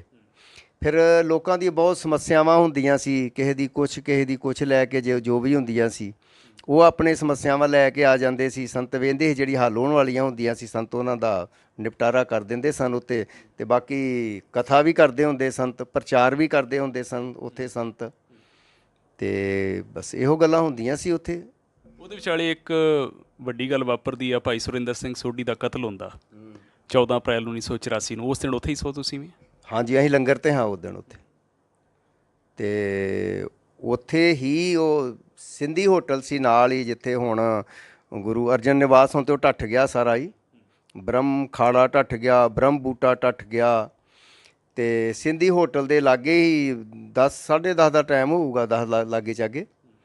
ਤੇ ਸੋਢੀ ਜਿਹੜਾ ਸੀ ਉਹਦੇ ਭੈਣ ਆਈ ਸੀ ਉਹਨੂੰ ਮਿਲਣ ਵਾਸਤੇ, ਤੇ ਉਹਨੂੰ ਉੱਥੇ ਲਾਗੇ ਟੈਂਪੂ ਖਲੋਂਦੇ ਹੁੰਦੇ ਸੀ ਉਦੋਂ, 3 ਵੀਲਰ ਜਿਹੜੇ ਸੀ। ਇਹ ਰਕਸ਼ੇ ਤੇ ਲੋਕੀ ਜਾਂਦੇ ਹੁੰਦੇ ਸੀ ਬੱਸ ਅੱਡੇ, ਜਾਂ ਬੱਸ ਅੱਡੇ ਤੋਂ ਆਉਂਦੇ ਸੀ ਜਿਹੜੇ ਉਹ ਟੈਂਪੂ ਜਾਂ ਦੂਜੇ ਹੁੰਦੇ ਸੀ, ਆਪਣੇ ਰਕਸ਼ੇ ਹੀ ਹੁੰਦੇ ਸੀ ਜਾਂ 3 ਵੀਲਰ ਹੁੰਦੇ ਸੀ। ਉਹ ਚੜਾਉਣ ਆਇਆ ਸੀ ਤੇ ਉੱਥੇ ਉਹਨੂੰ ਛਿੰਦਾ ਮਿਲਦਾ ਵਾ। ਤੇ ਆਪਸੀ ਛਿੰਦਾ ਵੀ ਜਿਹੜਾ ਜਿਸ ਤਰ੍ਹਾਂ ਹੁਣ ਗੈਂਗਸਟਰ ਕਹਿੰਦੇ ਆ, ਉਸ ਤਰ੍ਹਾਂ ਹੀ ਕਾਫੀ ਦਲੇਰ ਸੀ ਬੰਦਾ ਉਹ। ਤੇ ਐਕਸ਼ਨ ਉਕਸ਼ਨ ਕਾਫੀ, ਜਿਸ ਤਰ੍ਹਾਂ ਇੱਥੇ ਜਲੰਧਰ ਹੀ ਉਹਨੇ ਇੱਕ ਐਕਸ਼ਨ ਪਹਿਲੋਂ ਕੀਤਾ ਸੀ, ਭੱਜੀ ਹੋਣੀ ਕੋਈ ਬਦਮਾਸ਼ ਹੁੰਦੇ ਤੇ ਕਚਹਿਰੀ 'ਚ ਉਹਨੂੰ ਮਾਰਿਆ ਸੀ ਉਹਨਾਂ ਨੇ। ਉਹਦੀ ਉਮਰ ਕੈਦ ਵੀ ਹੋਈ ਸੀ ਉਹਨੂੰ। ਤੇ ਸੋਢੀ ਨਾਲ ਚਲੋ ਮਿਲਦੇ ਕਹਿੰਦੇ ਸਾਰੇ ਸਿੰਘ, ਉਹ ਗੁਰੂ ਨਾਨਕ ਨਿਵਾਸ 'ਚ ਹੁੰਦੇ ਸੀ। ਸੋਢੀ ਹੋਣੀ ਇੱਧਰ ਹੁੰਦੇ, ਮਿਲਦੇ ਹੋਣਗੇ ਆਪਸ 'ਚ, ਜੋ ਮਿਲੇ ਤੇ ਉਹਨੂੰ ਫਤਿਹ ਬੁਲਾਈ ਆਪਸ 'ਚ। ਤੋਂ ਨਾਲ ਹੀ ਸਿੰਧੀ ਹੋਟਲ 'ਚ ਦੇ ਅੰਦਰ ਚਲੇ ਗਏ ਤੇ ਬੈਠੇ ਟੇਬਲ ਦੇ ਉੱਤੇ, ਜਾਂ ਚਾਹ ਦਾ ਆਰਡਰ ਦਿੱਤਾ ਜਾਂ ਨਹੀਂ ਦਿੱਤਾ ਉਦੋਂ। ਤੇ ਮਗਰਲੇ ਪਾਸੇ ਉਹੀ ਬਲਜੀਤ ਕੌਰ, ਉਹਨੇ ਜੋਤ ਕੋ ਹਥਿਆਰ ਹੈਗਾ ਰਿਵਾਲਵਰ ਜਾਂ ਪਿਸਟਲ, ਉਹਦੇ ਨਾਲ ਉਹਦੇ ਸਿਰ 'ਚ ਗੋਲੀ ਮਾਰਤੀ, ਕਿਉਂਕਿ ਉਹਦੀ ਪੇਠੀ ਹੀ ਉਹਦੇ ਵਾਲੇ ਪਾਸੇ, ਮੂੰਹ ਉਹਦਾ ਛਿੰਦੇ ਵਾਲੇ ਪਾਸੇ ਸੀ। ਛਿੰਦਾ ਤੇ ਸੋਢੀ ਆਮੋ ਸਾਹਮਣੇ ਬੈਠੇ, ਉਹਨੇ ਪਿੱਛੋਂ ਦੀ ਗੋਲੀ ਮਾਰਤੀ ਉਹਦੇ ਸਿਰ 'ਚ। ਉਦੋਂ ਰੌਲਾ ਪੈ ਗਿਆ ਕਿ ਇਸ ਤਰ੍ਹਾਂ ਸੋਢੀ ਨੂੰ ਗੋਲੀ ਮਾਰਤੀ ਆ ਕਿਸੇ ਨੇ। ਛਿੰਦਾ ਭਾਟੀਏ ਦੁਆਰਾ ਮਿਲੀ ਕਾਰ ਦੇ ਉੱਤੇ, ਮਤਲਬ ਉਹਨੇ ਦਵਾਈ ਕਾਰ ਉਹਦੀ ਆਪਣੀ ਹੀ ਕਿ ਕਿਹਦੀ ਮੈਨੂੰ ਕਨਫਰਮ ਨਹੀਂ ਗਾ। ਤੇ ਉਹ ਉੱਥੋਂ ਨਿਕਲ ਜਾਂਦਾ ਵਾ। ਤੇ ਬਲਜੀਤ ਕੌਰ ਜਿਹੜੀ ਆ ਉਹ ਅੰਦਰ ਆ ਜਾਂਦੀ ਆ ਇੱਧਰ ਨੂੰ, ਆਪਣੇ ਲੰਗਰ ਵਾਲੇ ਪਾਸੇ ਨੂੰ, ਕਿ ਸੋਢੀ ਮਾਰਤਾ ਵਾ ਮੈਂ। ਤੇ ਉੱਥੇ ਸਿੰਘ ਉਹਨੂੰ ਫੜ ਲੈਂਦੇ ਆ। ਉਸ ਤੋਂ ਬਾਅਦ ਫਿਰ ਕੀ ਹੋਇਆ? ਉਹਨੂੰ ਫੜਨ ਤੋਂ ਬਾਅਦ ਪਹਿਲਾਂ ਤਾਂ ਬੀਬੀਆਂ ਹੀ ਉੱਥੇ 2, ਇੱਕ ਲੱਖਾ ਸਿੰਘ ਨਾਗੋ ਕੇ ਆ, 1-2 ਹੋਰ ਸਿੰਘ, ਉਹਨਾਂ ਦੀ ਵਾਈਫ ਸੀ। ਉਹਨਾਂ ਨੇ ਪੁੱਛਗਿੱਛ ਕੀਤੀ, ਫਿਰ ਸਿੰਘਾਂ ਨੇ ਆਪ ਵੀ ਉਹਨਾਂ ਕੋਲ ਪੁੱਛਗਿੱਛ ਕੀਤੀ। ਫਿਰ ਕੁਝ ਬੰਦਿਆਂ ਦਾ ਨਾਂ ਨੂੰ ਜਿਸ ਤਰ੍ਹਾਂ ਉਹਨੇ ਲਿਆ ਜਿਨ੍ਹਾਂ ਦਾ, ਉਹਨਾਂ ਵਾਸਤੇ ਫਿਰ ਛਾਣਬੀਣ ਸ਼ੁਰੂ ਹੋ ਗਈ। ਸਰਾਂ ਵਾਲੇ ਪਾਸੇ ਸੰਤ ਥੋੜ੍ਹੇ ਚਿਰ ਬਾਅਦ ਫਿਰ ਵਾਪਸ ਅਕਾਲ ਤਖਤ 'ਤੇ ਚਲੇ ਜਾਂਦੇ ਨੇ। ਤੇ ਇੱਧਰ ਕੁਛ ਜ਼ਿਆਦਾ ਭੱਜ ਦੌੜ ਹੁੰਦੀ ਹੈ ਇਹਦੇ ਵਿੱਚ, 1-2 ਕਤਲ ਵੀ ਹੁੰਦੇ ਆ। ਜਿੱਦਾਂ ਕੁੱਕੀ ਜਾਂ ਕੀ ਨਾਂ ਸੀ ਉਹਦਾ, ਜਿਹੜਾ ਮਾਰਿਆ ਗਿਆ ਸੀ ਇੱਕ ਬੰਦਾ, ਤੇ ਸੰਤ ਹੀ ਉਹ ਮਰ ਜਾਂਦਾ। ਦੂਜੇ ਦਿਨ ਭਾਟੀਆ ਵੀ ਮਾਰਿਆ ਜਾਂਦਾ ਵਾ। ਤੇ ਬਲਜੀਤ ਕੌਰ ਵੀ ਫਿਰ ਮਾਰ ਦਿੱਤੀ ਜਾਂਦੀ ਹੈ ਬਾਅਦ 'ਚ।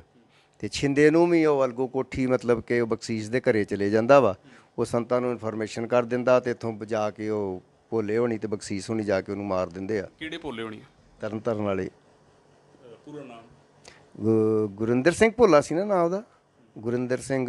ਉਹ ਤਾਂ ਬਥੇਰੇ ਨਾਂ ਸੀ ਸਾਰੇ ਸਿੰਘਾਂ ਦੇ, ਮੇਨ ਨਾਂ ਬਹੁਤ ਘੱਟ ਹੀ ਲੋਕੀ ਲੈਂਦੇ ਹੁੰਦੇ, ਜਿਸ ਤਰ੍ਹਾਂ ਉਹਨੂੰ ਪੈਟਰੋਲ ਕਹਿੰਦੇ ਹੁੰਦੇ ਸੀ ਉਹਨੂੰ, ਜਾਂ ਤਾਂ ਭੋਲਾ ਕਹਿੰਦੇ ਸੀ ਜਾਂ ਭੋਲਾ ਪੈਟਰੋਲ ਕਹਿ ਦਿੰਦੇ ਹੁੰਦੇ ਸੀ ਉਸ ਤਰ੍ਹਾਂ। ਤੇ ਭਾਈ ਗੁਰਿੰਦਰ ਸਿੰਘ ਭੋਲੇ ਨਾਲ ਹੋਰ ਕੌਣ ਸੀ ਉਸ ਦਿਨ? ਬਖਸ਼ੀਸ਼ ਸੀ ਸ਼ਾਇਦ, ਮਾਲੋਵਾਲ ਸ਼ਾਇਦ ਹਾਂ। ਜਿਹੜੇ ਭਾਈ ਜਿੰਦੇ ਦੇ ਦੋਸਤ ਹਨ? ਹਾਂ ਹਾਂ, ਭਾਈ ਬਖਸ਼ੀਸ਼ ਸਿੰਘ ਮਾਲੋਵਾਲ ਤੇ ਭਾਈ ਗੁਰਿੰਦਰ ਸਿੰਘ ਭੋਲਾ ਇਹ ਇਕੱਠੇ ਪੜ੍ਹਦੇ ਰਹੇ। ਸ਼ਿੰਦੇ ਨੂੰ ਖਤਮ ਕਰਦੇ ਆ। ਇਹ ਹਾਂ ਗੁਰਿੰਦਰ ਸਿੰਘ ਭੋਲਾ ਤੇ ਬਖਸ਼ੀਸ਼ ਸਿੰਘ, ਇਹ ਦੋਵੇਂ ਜਾਣੇ ਜਾਂਦੇ ਆ ਤੇ ਇਹ ਉਹਨੂੰ ਉੱਥੋਂ ਮਾਰ ਕੇ GT ਰੋਡ ਤੇ ਕਿਤੇ ਸੁੱਟ ਦਿੰਦੇ ਆ, ਮਾਨ ਵਾਲੇ ਪੁਲ ਤੇ ਆ ਕਿੱਥੇ।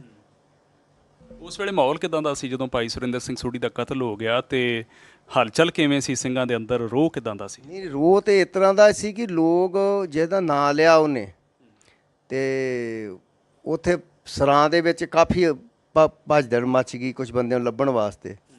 ਤੇ ਸੰਤਾਂ ਨੂੰ ਜਦੋਂ ਪਤਾ ਲੱਗਾ ਕਿ ਇਹ ਆਪਸ 'ਚ ਇਹਨਾਂ ਦੀ ਲੜਾਈ ਨਾ ਹੋ ਜੇ, ਗੋਲੀ ਨਾ ਚੱਲ ਜੇ, ਤੇ ਗੋਲੀ ਚੱਲਣ ਨਾਲ ਫਿਰ ਫੌਜ ਨੂੰ ਜਾਂ ਮਿਲਟਰੀ ਨੂੰ ਜਾਂ ਪੁਲਿਸ ਨੂੰ ਅੰਦਰ ਆਉਣ ਦਾ ਬਹਾਨਾ ਲੱਭ ਜੂਗਾ।